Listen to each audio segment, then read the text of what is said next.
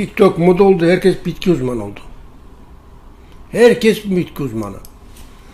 Durmadan çekim yapıyorlar, atıyorlar. TikTok. Millet öldürecekler. Andız, bu gördüğünüz andız. Andız kökü tıbbi bitkidir bu.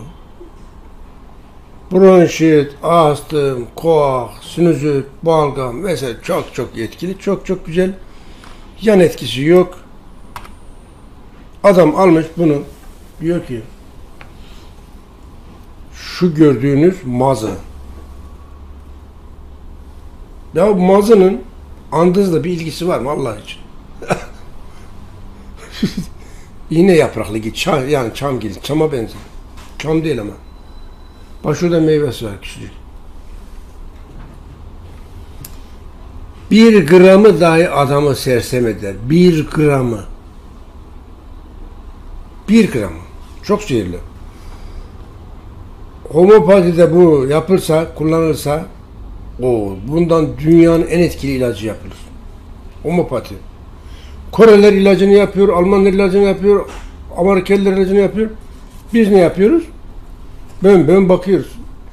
Kanunlar müsait değil, üretemiyoruz. Devletin bir an önce ülkemizde üretilip de dışarı giden bitkileri burada üretilebilecek hale getirmesi, izin vermesi, kontrol dahilinde yapması gerekir ama inşallah bir gün ben ölmeden olur.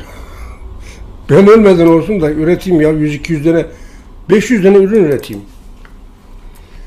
Alman şirketi tam 2500 çeşit zehirli bitkilerden ürün üretiyor. Bak bu da zehirli ama işte bunu diyor ki andız diyor. Alıyor böyle keçi gibi yaprağını yiyor, meyvesini yiyor böyle. Çok güzel falan diyor. Doğal hekimmiş bir de. Adını da doğal hekim koymuş.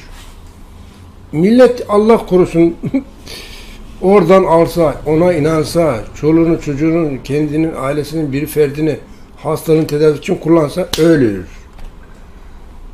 Bu doğal hekimin bir umrunda mı? Değil. O TikTok, laga.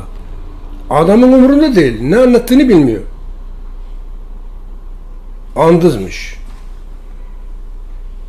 Daha andızın ne olduğunu bilmiyor. Milleti öldürecek, farkında değil. Umurunda da değil zaten böyle. Şuursuz insan çok. Şuursuz.